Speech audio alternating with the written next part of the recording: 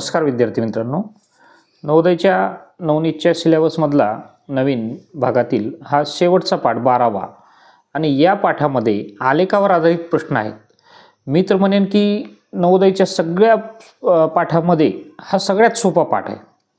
जरी हा शेवटचा पाठ असला तरी अतिशय सोपा आहे। इथे एक गोष्ट लक्षात ठेवा, इथे दोन अक्ष असतात। अक्ष हा एक्स अक्ष असतो आडवा आणि उभा जो आहे हा वाय अक्ष असतो आणि या अक्षावर एक माहिती दिलेली असते आणि त्या माहितीच्या संदर्भातले आकडे या वाय अक्षावर असतात किंवा ती आदलाबदल असू शकते, ते आपण परफेक्ट नाही सांगता येणार। परंतु हा जो आलेखाचा प्रकार आहे हा स्तंभालेख या प्रकारामध्ये येतो। स्तंभ म्हणजे खांब, हा एक खांब आहे आणि हा खांब जितक्या उंचीवर गेलेला असतो त्या उंचीचा आकडा डावीकडे या उभ्या रेषेवर पाहायचा असतो। साध्या भाषेत म्हणायचं म्हटलं तर ह्या वाय अक्षावर, आणि तो खांब काय माहिती दाखवतो ते आपल्याला इथं प्रश्नात दिलेलं असतं। आता हा आपण आलेखाचा अगदी साध्या सोप्या भाषेमध्ये ही माहिती समजून घेतली की इथं एक महिना दिसतोय पहा तुम्हाला, ठीक आहे। आता पहिल्या महिन्यापासून जून महिना आणि हा 30 आणि 40च्या बरोबर मधात आहे, म्हणजे 35 पर्यंत उंच गेलेला आहे। मग हा जून महिन्याचा खांब 35 पर्यंत उंच गेला, जुलै महिन्याचा 50 पर्यंत गेला उंच, आणि ऑगस्ट महिन्याचा 45 पर्यंत गेला, सप्टेंबरचा 30 पर्यंत गेला, ऑक्टोबरचा 10 आणि 20च्या मध्ये आहे म्हणजे 15 पर्यंत गेला, 10 आणि 20च्या मध्ये 15, अशा पद्धतीने हा आलेख पाहायचा असतो। मग हा जून महिन्याचा हा खांब काय दर्शवतो तर ते इथं प्रश्नात वाचू आपण। दिलेल्या आलेखात वेगवेगळ्या महिन्यात झालेल्या पावसाचे प्रमाण दाखवले आहे। म्हणजे जून मध्ये किती पाऊस झाला, हा खांबा जिथं गेलेला आहे, हा खांब जो स्तंभ आहे जिथपर्यंत गेला तेवढा पाऊस जूनमध्ये मिलीमीटरमध्ये गेलेला आहे। इथं दिले पहा प्रमाण, पाऊस मिलीमीटरमध्ये। मग 0 मिलीमीटर, 10, इथं 0 असतं यांच्या क्रॉसिंगवर। मी कुठलीही औपचारिक भाषा न वापरता साध्या भाषेत समजून सांगतोय की इथं 0 असतं। मग हे 10 मिलीमीटर, कारण इथं एकक जे आहे हे मिलीमीटरमध्ये आहे, 20, 30, 40, 50। मग जून महिन्यामध्ये जो स्तंभ आहे, जो खांब आहे, हा 35 पर्यंत गेला, म्हणजे 35 मिलीमीटर पाऊस जून महिन्यात पडला। परंतु आपल्याला प्रश्न जो विचारलाय तो काय विचारलाय, जून व ऑक्टोबर या महिन्यामध्ये पडलेल्या पावसात किती फरक आहे। पहा, आता मी एक कागद घेतो या ठिकाणी आणि हा फरक सुद्धा आपण काढू। जून महिन्यामध्ये पहा, जून महिन्यात 35 मिलीमीटर पाऊस पडलेला आहे आणि ऑक्टोबर, प्रश्नात काय म्हटले, ऑक्टोबर महिन्यात, हा सप्टेंबर, ऑक्टोबर महिन्यामध्ये 15 मिलीमीटर पाऊस पडलेला आहे।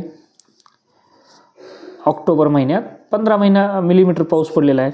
मग दोन्हीतला फरक काढायचा म्हणजे वजाबाकी, 5 मधून 5 गेले 0, 20 मिलीमीटरचा फरक आहे दोन्हीमध्ये। मग हा पर्याय क्रमांक सी। इतकं सरळ साध्या सोप्या पद्धतीनं। आता पहिल्या प्रश्नाला आपला थोडासा जास्त वेळ गेला, दुसऱ्या प्रश्नापासून जाणार नाही। पहा, आता कोणत्या 2 महिन्यामध्ये पावसात 5 मिलीमीटर फरक आहे, म्हणजे फक्त 5चा फरक दाखवणारे, ऑगस्ट आणि जून। आता पहा, ऑगस्टमध्ये इथं 45 आहे आणि जूनमध्ये 35 आहे, हे जून, म्हणजे 5पेक्षा जास्त फरक आहे। बरं, बी पर्याय जून आणि सप्टेंबर, जूनमध्ये 35 आहे आणि सप्टेंबरमध्ये 30 आहे। 35 आणि 30मध्ये 5चा फरक आहे, आपल्याला सहज साधं सोपं समजते। बरं, आणखीन पर्याय काय आहेत, सप्टेंबर आणि ऑक्टोबर। पहा, सी पर्याय, सप्टेंबरमध्ये 35 आणि ऑक्टोबरमध्ये 15, म्हणजे जास्त फरक आहे। ऑक्टोबर आणि जुलैमध्ये 50 आणि ऑक्टोबरमध्ये 15, म्हणजे फार फरक आहे। म्हणजे पर्याय क्रमांक बी, जून आणि सप्टेंबर। पहा, जूनमध्ये किती आहे, 35 आणि सप्टेंबरमध्ये 30, 5चा फरक असणारे हे 2 महिने आहेत। म्हणून या ठिकाणी पर्याय क्रमांक बी, आपण बी पर्यायाला या ठिकाणी आपण गोलसुद्धा करू शकतो।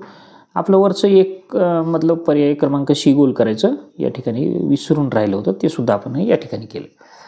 आता पुढचा प्रश्न बघा, हा तिसरा प्रश्न एक याच्यातलाच राहिलेला आहे आपला, तो सुद्धा आपण लगेच करून घेऊया, आकृती आपल्याला सगळी स्पष्ट दिसली पाहिजे।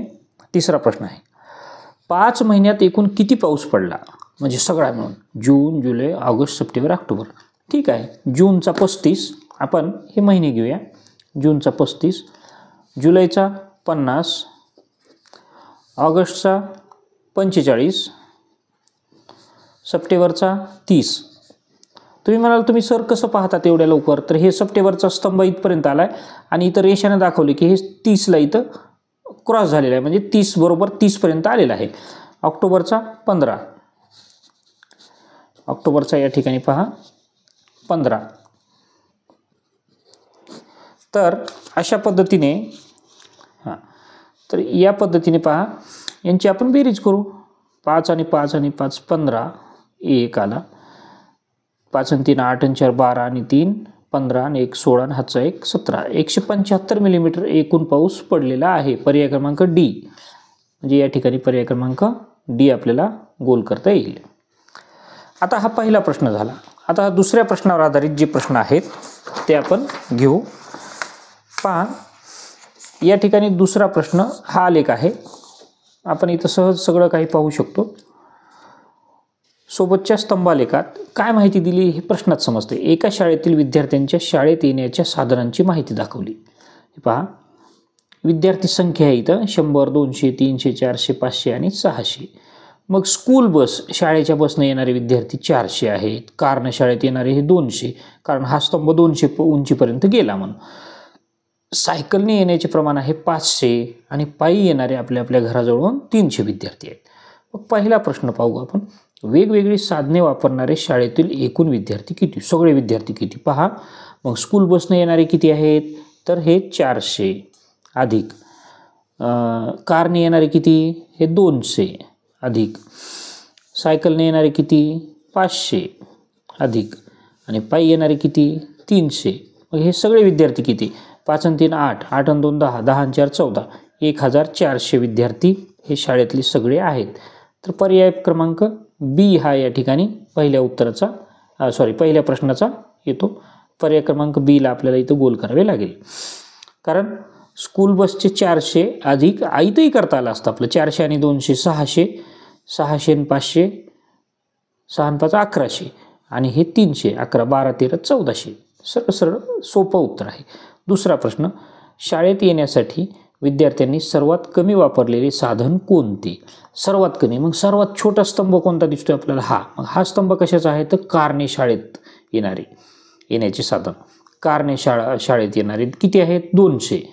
बरं इथं 200 विचारले का आपल्याला, नाही, कारण बाकी 400 आहे 500 आहे 300 आहे, म्हणजे 200 विद्यार्थी कारने येतात. सर्वात कमी वापरलेले साधन जर काय असतील तर कार हा पर्याय आपल्याला येतो. सी या ठिकाणी पर्याय क्रमांक सी हा आपल्याला तिसरा पर्याय गोल करावा लागेल. आता तिसरा प्रश्न आहे. सोबतच्या स्तंभालेखात एका कुटुंबाचा विविध बाबीवरचा खर्च दाखवला आहे. आता पहा इथं एक गोष्ट आपल्या लक्षात आली. मागाशी जे 2 आलेख पाहिले ते वाय अक्षावर उभ्या जे आहे ते काय होतं, अंक होते आणि इकडं माहिती होती. आता इथं माहिती आहे. सगळ्यात पहिलं काय, भाडे, अन्न, घराचे भाड्यानं राहत असतील ते, अन्न, जेवणा खाण्यावरचा खर्च, कपड्यावरचा खर्च, प्रवासावरचा खर्च आणि इतर खर्च. हे स्तंभ आडवे दिलेत आणि माहिती अशा पद्धतीनं आहे. हे 500 1000 रुपये, 1500, 2000, 2500, 3000 असं एक साक्षावर माहिती आहे. इथे 0 पासून सुरू झालेली आहे. मग आपण आता पहिला प्रश्न बघू. त्या कुटुंबाचा एकूण खर्च किती आहे आपल्याला, हा पहा हे सगळ्या स्तंभावरची माहिती आपल्याला हे करावं लागेल. मग आपण भाड्यापासून बघू. भाड्याला 1500 अधिक हा पहिला झाला. दुसरा स्तंभ कशाचा आहे, अन्नावर आहे 2500 अधिक तिसरा स्तंभ आहे 1000, कपडे 1000 अधिक चौथा स्तंभ आहे प्रवासावर 500 रुपये अधिक पाचवा इतर खर्च 2000 रुपये होतो. मग ह्या सगळा मिळून खर्च किती होतो, तर 1500 आणि 2500. आता पहा म्हणजे हे किती होतात, तर 2 आणि 1 3 आणि हे 500 500 4000. इथं झाले 5000, 5500 आणि हे 2000, 5 आणि 2 7500 रुपये खर्च होतो त्यांचा. कसंही काढा. आता हे मी लिहिलं इथं, लिहून सुद्धा बरोबर केलं बेरीज, किंवा उभी मांडणी करून पटपट बेरीज करता आली तर ती सुद्धा आपण करू शकतो.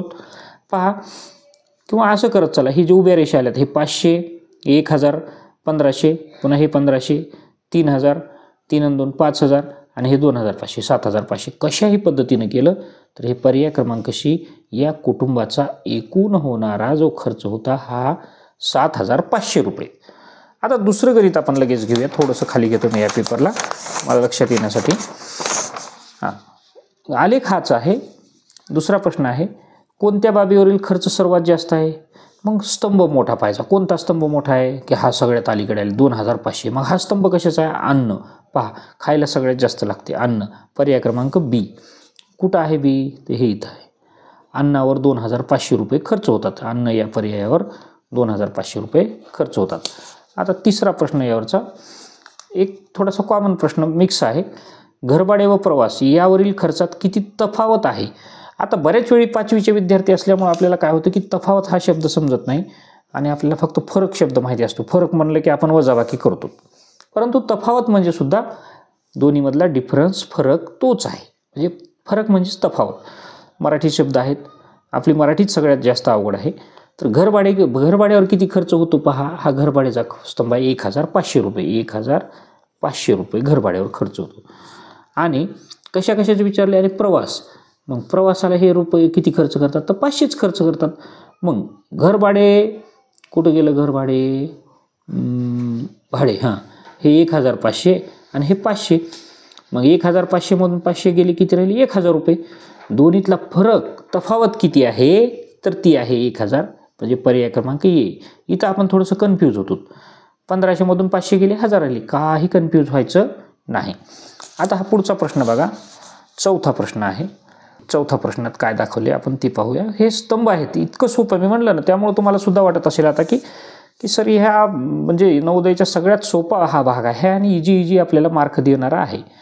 सोबतच्या स्तंभालेखात एका विद्यार्थ्याला वेगवेगळ्या विषयात मिळालेले गुण दाखवले आहेत. गुण म्हणजे त्याचे मार्क आहेत. आता ही गोष्ट तुम्हाला सगळ्याला माहिती आहे की कोणत्या विषयामध्ये तुम्हाला किती मार्क मिळाले हे या आलेखात दाखवले.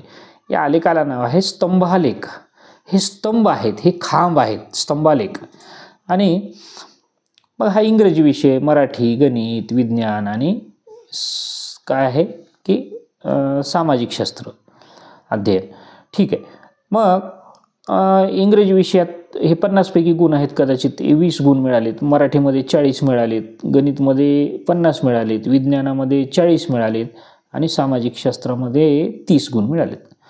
आता काय विचारले पहा. पहिलं काम, हा प्रश्न येतोच पहा, त्याला सर्व विषयात मिळून मिळालेले गुण किती आहेत पहा.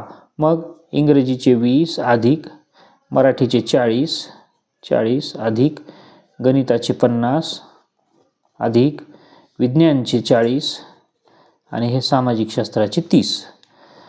1 2 3 4 5 खांब आहेत. 1 2 3 4 5 खांबावरचे मार्क आपण एकत्रित केलेले आहेत. 40 आणि 20 60, 60 आणि 50 110, 110 आणि 40 150, 150 आणि 3 180 गुण सगळ्या विषयात मिळून त्याला मिळालेले आहेत. अशी बेरीज करा. 40 आणि 30 70 आणि 5 120, 120 आणि 40 160, 160 आणि 20 180. तर अशा पद्धतीने 180 गुण त्याला मिळाले. म्हणजे पर्याय क्रमांक डी गोल करावा लागेल आपल्याला. या ठिकाणी पर्याय क्रमांक डी हा आपण गोल केलेला आहे.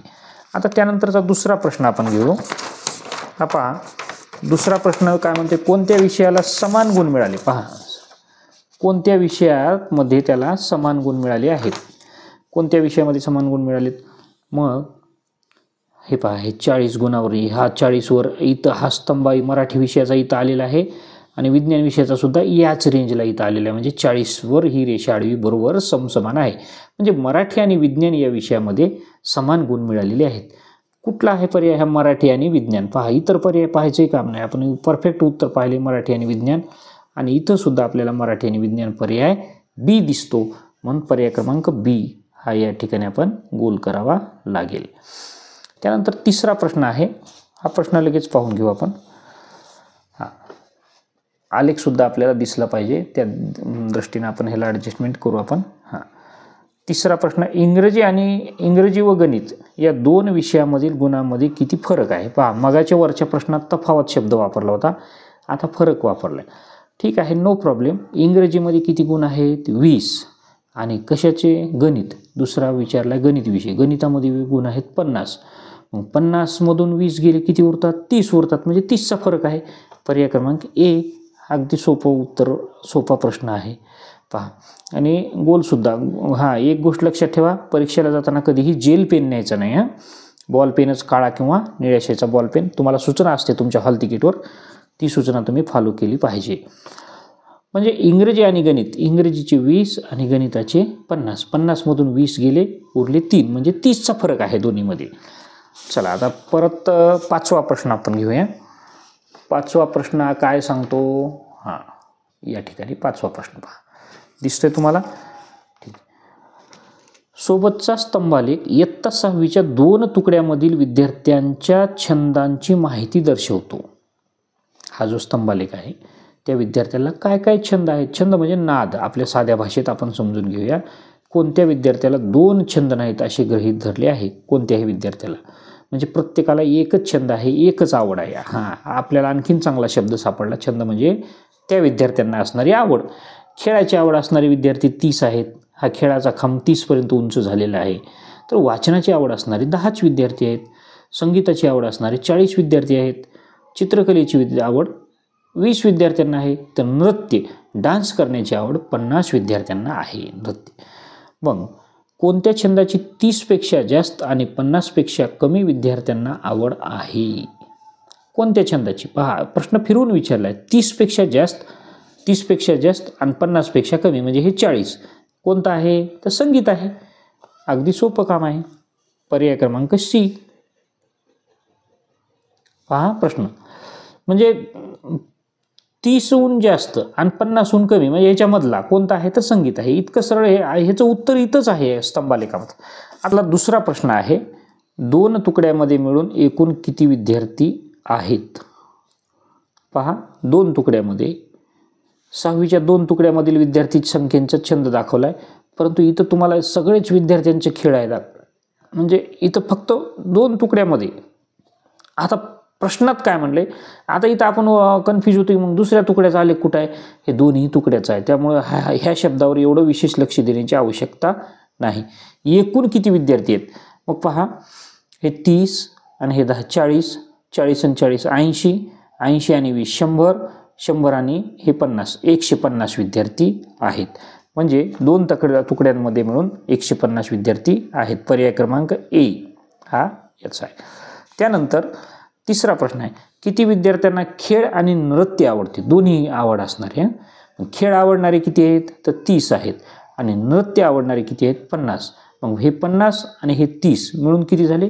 तर 80 विद्यार्थी होतात का?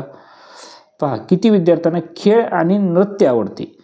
खेळ आवडणारे 30 दिसत आहेत आणि नृत्य आवडणारे 50 दिसत आहेत.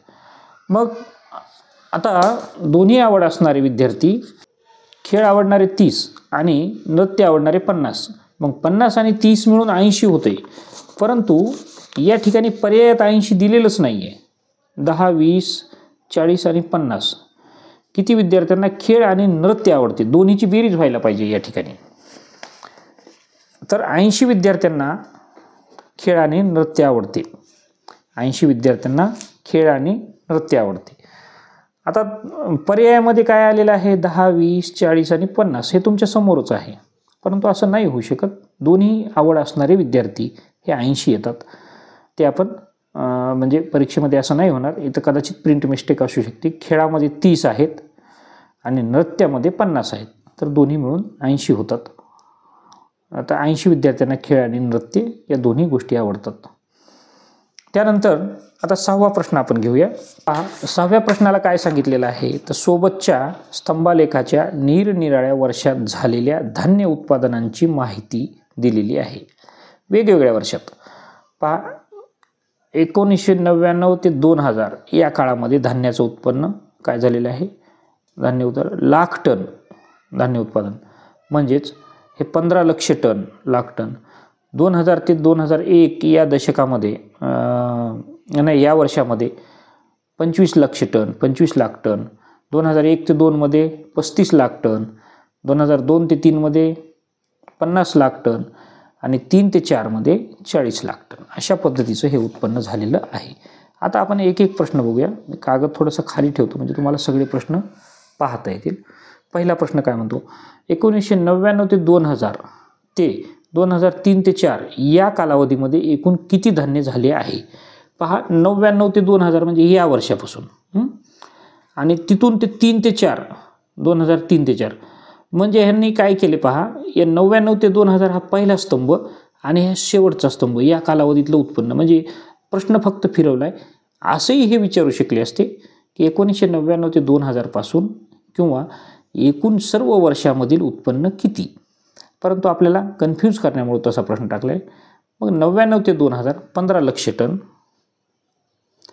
अधिक 2000 ते 2001 25 लक्ष टन अधिक 2001 ते 2 मध्ये 35 लक्ष टन अधिक 2002 ते 3 मध्ये 50 लक्ष टन अधिक 3 ते 4 मध्ये 40 लक्ष टन. पहा 1 2 3 4 5 वर्षाची माहिती आहे. 1 2 3 4 5 वर्षे आपण अंक घेतलेले आहेत. हे 15, त्यानंतर 25, त्यानंतर 35, त्याच्यानंतर 50 आणि 40. मग आता 5 आणि 5 10 आणि 5 15 आणि 0 आणि 0 15ला 5 हातचा आला 1. आता 1 आणि 2 3, 3 आणि 3 6 आणि 5 11, 11 आणि 4 15 आणि 1 16, म्हणजे 165 लाख टन हे उत्पन्न या संपूर्ण वर्षामधलं आहे. 165ला ह्या पर्याय क्रमांक सी या ठिकाणी हे उत्तर अशा पद्धतीनं आपण काढलेलं आहे. बरं, दुसरा प्रश्न काय सांगतो, 2000 ते 2001 या वर्षीच्या उत्पादनापेक्षा. आता ही लाईन जाऊ द्या. पहा 2000 ते 2001ला किती उत्पन्न होतं, तर 25 लाख टन होतं. 25 लाख टन होतं.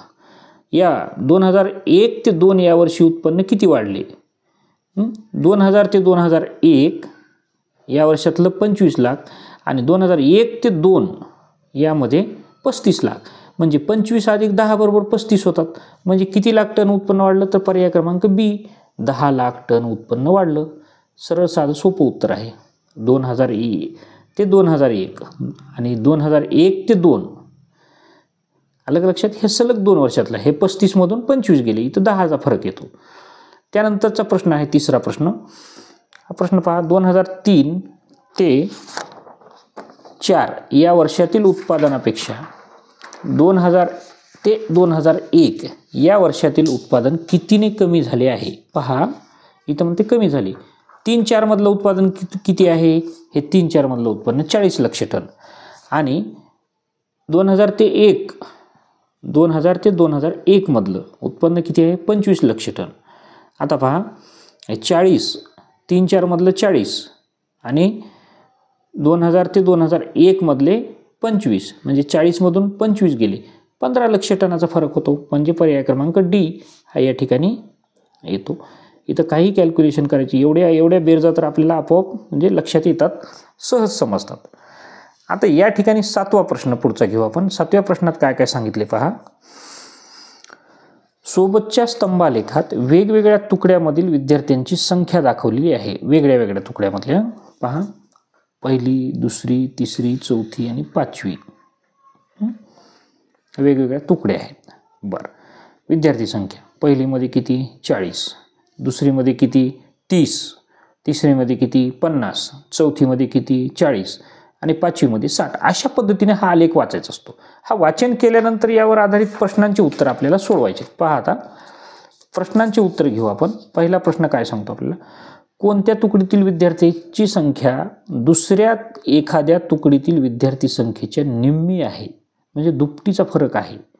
लक्षात, फार सोपं आहे. हे बघा, 2रीमध्ये 30 विद्यार्थी आहेत आणि 5वीमध्ये 60 विद्यार्थी आहेत. 30 दुनी 60, म्हणजे 60पेक्षा निम्मे म्हणजेच अर्धे हे किती होतात, तर 30 होतात. म्हणजे 5वीपेक्षा 2रीत अर्धे आहे. 2री आणि 5वी. प्रश्न काय विचारलाय, कोणत्या तुकडीतील विद्यार्थ्यांची संख्या दुसऱ्या एखाद्या तुकडीतील विद्यार्थी संख्येच्या निम्मी आहे, म्हणजे 2रीचे विद्यार्थी 5वीच्या विद्यार्थ्याच्या निम्मे आहेत. म्हणजे इथं पर्याय 2री हा लिहावा लागला. इथं फार समजपूर्वक उत्तर लिहावं लागतं बरं का आपल्याला, की निम्मे कोणते आहेत, अर्धे कोणते आहेत. हे अर्धे आहेत 2रीतले, आणि हे कसे आहेत, हे पूर्ण आहेत. हे 100 असतील तर हे 50, मग हे 60 आहेत तर हे 30 आहेत. मग निम्मे कोणते आहेत, अर्धे कोणते आहेत, तर 2रीतले आहेत. इतका सरळ साधा प्रश्न होता हा. दुसरा प्रश्न, कोणत्या दोन तुकड्यामधील विद्यार्थी संख्या समान आहे? आता पहा, हे 40, हे 40वरच स्तंभ येऊन थांबला आणि हाच 40वरून थांबला. हे पहिलीचा वर्ग आहे आणि हा चौथीचा वर्ग आहे. पहिली आणि चौथीमध्ये सारखे विद्यार्थी दिसत आहेत आपल्याला. हा पहिलीचा स्तंभ 40पर्यंत आला आणि चौथीचा सुद्धा 40पर्यंत आला, म्हणजे पहिली आणि चौथी. परंतु इथं पहिली दुसरी लिहिले, तिसरी चौथी लिहिले, दुसरी चौथी लिहिले आणि चौथी पहिली लिहिली. मुद्दाम म्हणून आपल्याला कन्फ्यूज करण्यात असे उत्तर देतात. हां, पहिली आणि चौथी म्हणलं काय आणि चौथी पहिलं, दोन्ही 40च विद्यार्थी आहेत ना. मग इथं पर्याय क्रमांक डी हा द्यावा लागतो. पर्याय क्रमांक डी, चौथा पर्याय. आता हा तिसरा प्रश्न आहे. पहा, तिसरा प्रश्न काय सांगतो? याच आलेखावर आधारित 5ही तुकड्यामध्ये मिळून एकूण प्रत्येक, पहा सगळ्या आलेखामध्ये हा प्रश्न असतोच की 5ही तुकड्यामध्ये किंवा सगळी मिळून माहिती किती अंकांची माहिती दर्शवलेली आहे, अशा पद्धतीचा एक प्रश्न येतो आपल्याला. मग पहा, पहिलीचे विद्यार्थी किती? तर 40 अधिक दुसरीचे किती? 30. 40 आणि 30 70 झाले. तिसरीचे किती? 50. 70 आणि 5 120 झाले. पुन्हा चौथीचे किती? 40. 120 आणि 40 160 झाले. आणि हे किती? पाचवीचे 60, म्हणजे 160 आणि 60 220 विद्यार्थी होतात. तर पर्याय क्रमांक 1 येतो. पहा, पण आपण पटपट बेरीज केली, करेक्शन व्हायला नको, चूक व्हायला नको. पुन्हा करून बघू. पुन्हा 0 0 0 0 0, 6 आणि 4 10, 10 आणि 5 15, 15 आणि 3 18 आणि 4 22, म्हणजे 220. पर्याय क्रमांक 1 हा याचं उत्तर येतं. आता हा 7वा प्रश्न आपण सोडवला. आता 8वा प्रश्न वाचू आपण. सोबतच्या स्तंभालेखात एका विशिष्ट दिवसाचे वेगवेगळ्या शहरांचे तापमान अंश सेल्सिअसमध्ये, हा जो वर काढलेला 0 असतो ना, हा अंश असतो, अंश सेल्सिअसमध्ये दिले आहे.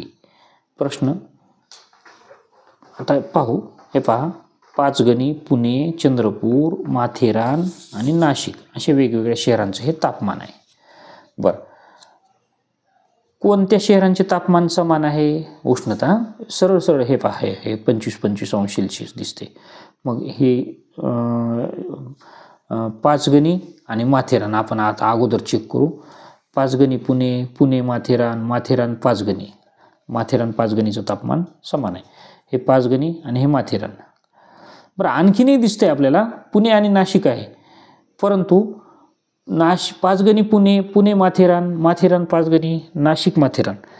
पहा, इथं लक्ष देऊन पहा, हे पुणे आणि हे नाशिक हे दोन, परंतु ते पर्यायामध्ये नाही. आपल्याला पर्यायामध्ये जे आहे ते उत्तर द्यावं लागतं. म्हणून पाचगणी आणि माथेरान, म्हणजे माथेरान व पाचगणी, पर्याय क्रमांक सी. नाव पुढं मागं असलं तरी चालेल, परंतु ते दोन्ही नावं पाहिजेत, म्हणजे सी पर्याय आपल्याला या ठिकाणी गोल करावा लागेल. पाचगणी, माथेराने पाचगणी 25 डिग्री दोन्ही ठिकाणी तापमान आहे.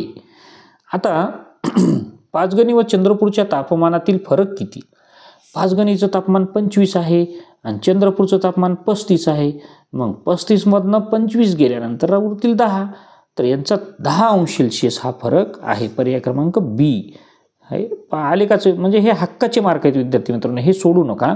हे लक्षपूर्वक जर प्रश्न सोडवले तुम्ही तर तुम्हाला इथं काही अवघड नाही. 2च प्रश्न या 8व्या प्रश्नामध्ये दिले आहेत. आपण 9वा प्रश्न घेऊया. 9व्या प्रश्नात काय सांगितले, हा आलेख काय दाखवतो हे इथं वाचून समजतं आपल्याला. सोबतच्या स्तंभालेखात वेगवेगळ्या 5 शाळांनी एका स्पर्धेत जिंकलेल्या पदकांची संख्या आहे. वेगवेगळ्या शाळा आहेत. मग शाळा ही पहिली शाळा, दुसरी शाळा, तिसरी शाळा, चौथी शाळा, 5वी शाळा, हे वर्ग नाहीत बरं, पहिली दुसरी, हे वेगळ्या वेगळ्या शाळा आहेत. मग पहिल्या शाळेने 4 पदकं जिंकली, ट्रॉफीज. तर दुसऱ्या शाळेनं 3 ट्रॉफी जिंकली, तिसऱ्या शाळेनं 5 जिंकले, तर चौथीनं 4 जिंकले आणि 5व्या शाळेने 6 पदक जिंकलेले आहेत. कोणत्या शाळेने सर्वात कमी पदकं जिंकलीत? सगळ्यात छोटा खांबा कोणता दिसतो? तर दुसऱ्या शाळेचा स्तंभ हा दिसतो. 3च पदकं जिंकलेली आहेत. तर पर्याय म्हणजे 2 नंबरची जी शाळा आहे, बी पर्याय सुद्धा बीच आलेला आहे. इथं दुसऱ्या शाळेने सर्वात कमी पदकं जिंकलेली आहेत. शाळांनी जिंकलेल्या एकूण पदकांची संख्या किती? अगदी सोपं आहे. आता पहिल्या खांब्यापासून बेरीज करत जायचं. पहिल्या खांब्याचे 4 आकडे, 4 आणि 3 7, 7 आणि 5 12, 12 आणि 4 16, 16 आणि 6, 16 आणि 6 किती होते? तर 22 होते.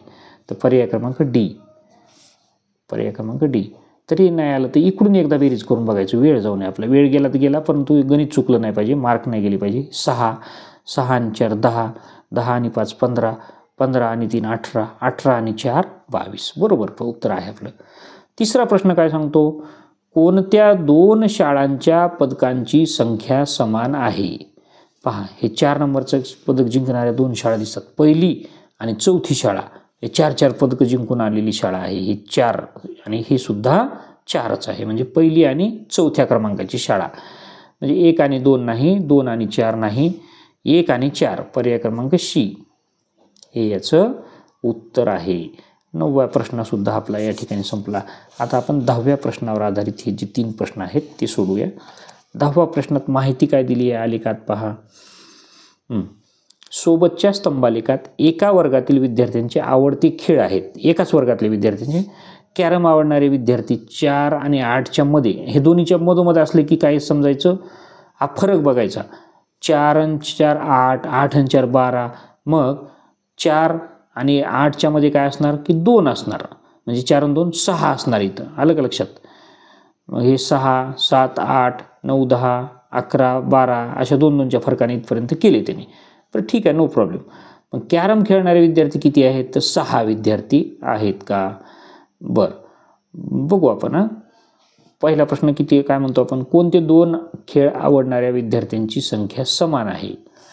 कॅरम आणि बुद्धिबळ. बुद्धिबळ म्हणजे चेस खेळणारे हे जे 2 विद्यार्थी आहेत, कॅरम आणि बुद्धिबळ.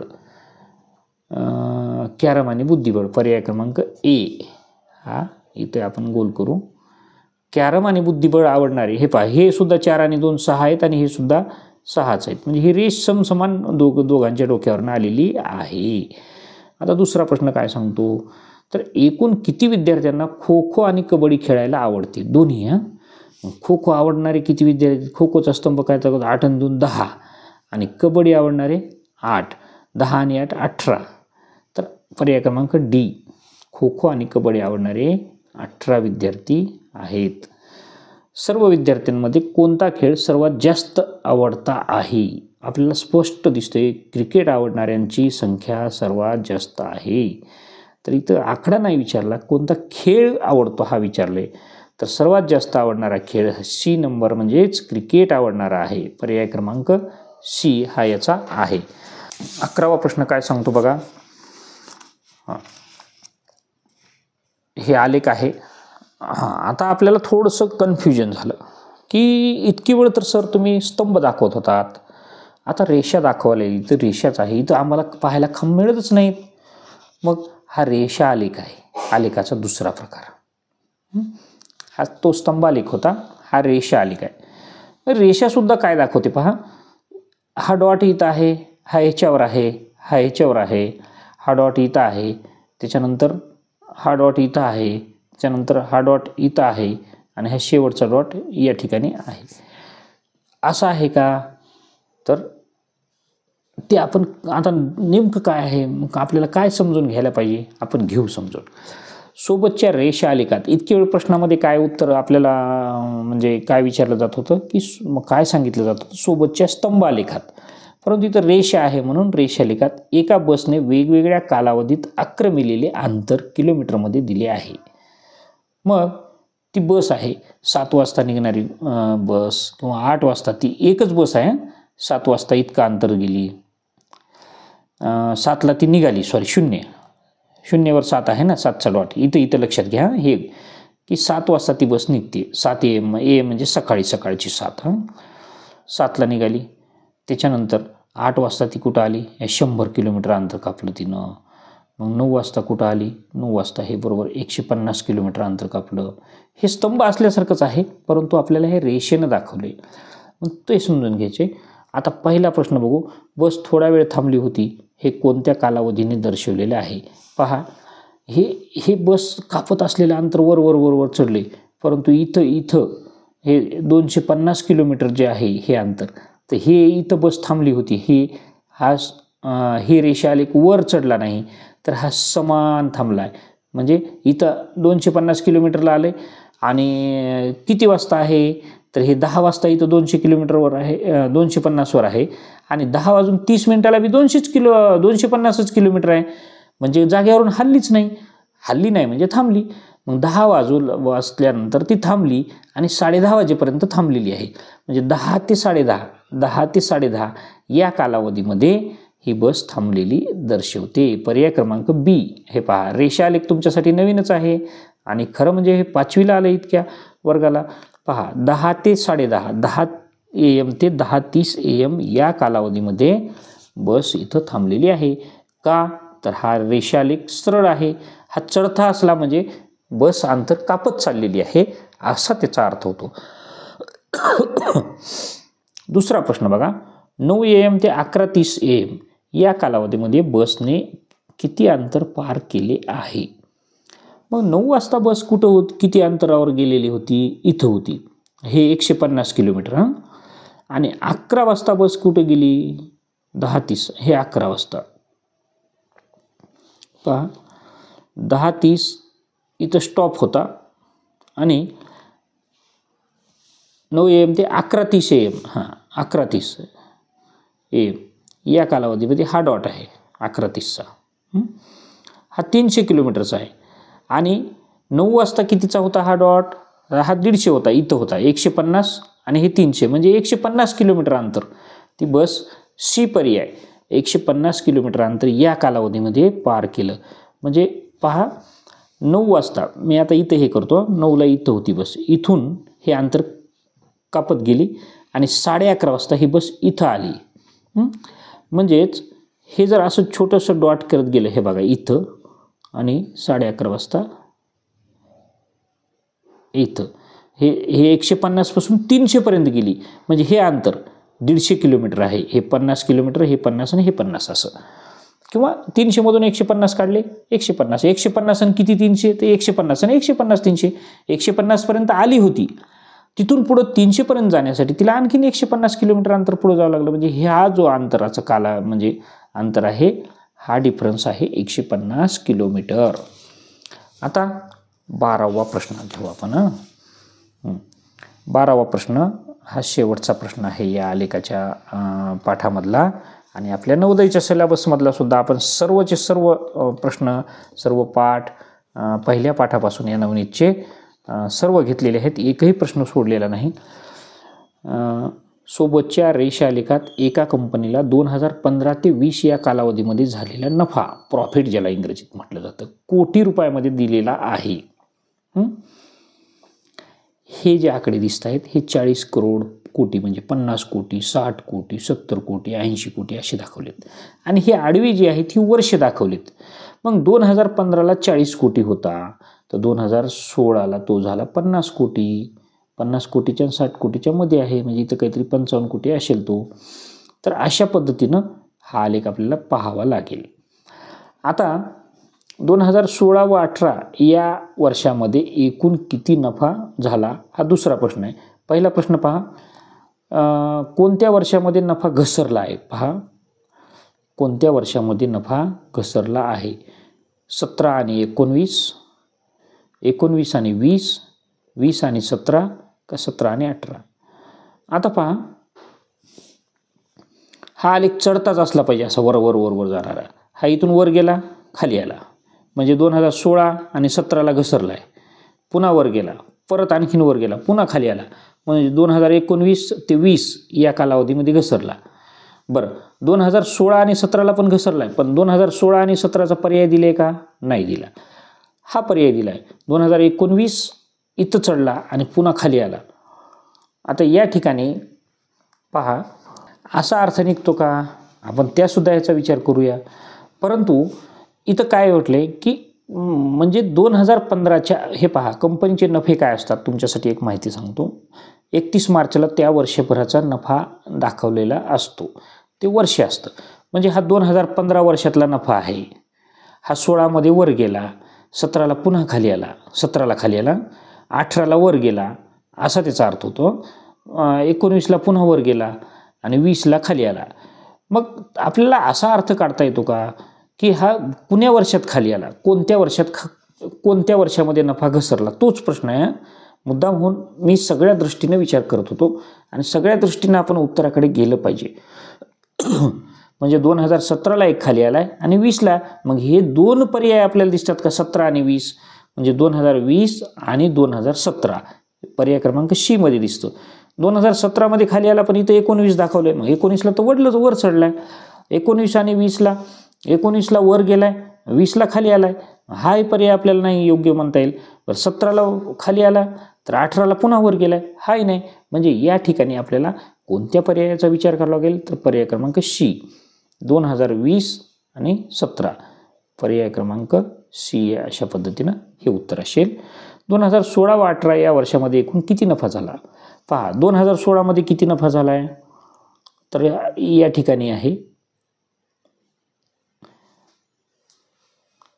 इथं, आणि बघू आपण. आणि 2018 कुठं आहे, तर हे 2018 आहे, हे इथं डॉट आहे. हा डॉट कुठं येतो, या ठिकाणी. आता मग दोन्हीची बेरीज करावं लागेल आपल्याला. आता आपल्याला हे पहा, हे 2015चा नफा इथं 40 दिसतोय. ही स्केलसुद्धा बरोबर आडवी दिसली पाहिजे बरं का, ह्या रेषेला पॅरलल. आता हे अशी जर केली तर ही क्रॉस होते रेष. मग आपल्याला काय करावं लागेल, हे अशा पद्धतीने ठेवावं लागेल.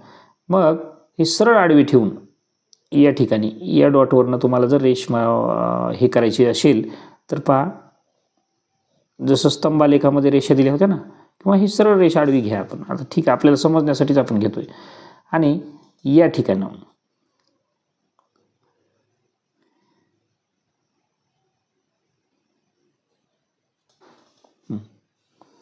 आता ही रेष कुठे येते पहा, कितीचं आपल्याला 2018चं पाहिजे ना. 18ला हा डॉट आहे, हां बरोबर आडवी रेष आपण मारायची. ह्या रेषेची खालची जी रेष आहे पहा, तुम्हाला मुद्दाम होऊन दाखवतोय आलेखामध्ये. इथं कन्फ्यूज होण्याची शक्यता असते. हा प्रश्न आपले फार मार्क खाऊन जातो, पण या प्रश्नावर थोडंसं फोकस करा. हे पहा, म्हणजेच. आणि उभं सुद्धा तुम्हाला मी एक काढून दाखवतो. हा प्रश्न आहे 2016चा. हे पहा, तुम्ही पेन्सिलनं तुमच्या पुस्तकात हे करू शकता मॅच. 2018 हे मुद्दाम मी निळ्या पेननं रेषावलं ना. पहा, सरळ इथं काटकोन तयार झाला आहे. म्हणजे 50 आणि 60च्या मध्ये, म्हणजे 2016चं जे उत्पन्न आहे हे 55 कोटी रुपये आहे. आणि 18चं जे उत्पन्न आहे 60 आणि 70च्या मध्ये, म्हणजे 65 कोटी आहे. म्हणजे याच्यामधलं. मग 5 आणि 5 10, हातचा आला 1, 5 आणि 1 6, 6 आणि 6 12, 120 कोटी रुपये. पर्याय क्रमांक सी हा याचा उत्तर आहे. हे फार महत्त्वाचं आहे विद्यार्थी मित्रांनो, कारण इथं तुम्ही जर 70 समजला असतात. हे पहा, मी तुम्हाला हे करून दाखवतो. ही जी रेष आहे, मुद्दाम आता आपण प्रश्नाचं उत्तर काढले, मी तुम्हाला रेष मारून दाखवतो. हे पहा, तिरपी रेष येते का नाही. हे 70 असूच शकत नाही. म्हणजे ही सरळ स्ट्रेट आडवी रेष असली पाहिजे, की म्हणजे इथं 65 आणि 70च्या मधलं हे उत्पन्न आहे. आणि अशा प्रकारे हे आपल्याला गणित समजून घ्यावं लागतं. आता आपण पाहू तिसरा प्रश्न. 2019 या वर्षापेक्षा 17 या वर्षात नफा किती कमी झाला. परत 2019 मधला नफा हा आहे. आता पहा, 19चा नफा हा बरोबर 70 कोटी रुपये येतो. ही सरळ रेषा आली. आणि 17चा नफा किती आहे, तर हे 17चा नफा आहे. आता पुन्हा हे 17ला इथं काय केले पहा, हे आडवी रेष जर आपण मारायला घेतली ना, हे पहा, हे 17, हे 17चा नफा. 40 आणि 50च्या मध्ये, 40 आणि 5 45, 2017चा नफा. आणि 2019चा नफा जो आहे 18 19चा नफा आहे 70 कोटी रुपये. मग दोन्ही कितीने कमी झाला, तर 10 मधून 5 गेले 5, उसना दिल्यामुळे 6, हे 25 कोटी रुपयानं कमी झाला. पर्याय क्रमांक बी हा याचं उत्तर येतं. अशा पद्धतीनं हा जो शेवटचा जो आलेख होता, 12वा प्रश्न होता, हा आपल्याला म्हणजे एक डोक्याला एक प्रकारचं चॅलेंज करणारा होता. तर अशा पद्धतीनं हे आलेखाचे सगळे प्रश्न आपण समजून घ्या. आणि स्तंभालेख हे जर तुम्हाला पाहायचं असेल तर वर एक व्हिडिओ डिस्प्ले होईल. आलेखावरचा एक माझा 6वीच्या वर्गासाठी केलेला व्हिडिओ आहे, परंतु तो पाहिला तर आणखीन तुम्हाला तुमचा आलेख हा कन्सेप्ट क्लिअर होतील. परीक्षेला आपल्याला आणखीन अवधी आहे. अशा पद्धतीने आपण हे सगळे प्रश्न 12व्या पाठाचे शिकवलेले आहेत, घेतलेले आहेत. यानंतर आपण नंतर उच्च काठिण्य पातळीचे सुद्धा प्रश्न एका भागाचे घेत आहोत. थोड्याच दिवसामध्ये आपल्याला काही दिवसातच हा उच्च काठिण्य पातळीवरचे जे सरावासाठी दिलेले प्रश्न आहेत ती सुद्धा घेऊन आपण निश्चित येऊ. भरपूर अभ्यास करा. सर्वांना खूप खूप शुभेच्छा. नवोदयचा संपूर्ण सिलेबस या ठिकाणी आपण संपवलेला आहे. सरावाचे प्रश्न, पुढचे आणखीन काही काठिण्य पातळीचे प्रश्न आपण घेऊन निश्चितच येऊ. त्यामुळे व्हिडिओ आवडला तुम्हाला, व्हिडिओला लाईक करा, चॅनलला सबस्क्राईब करा. धन्यवाद.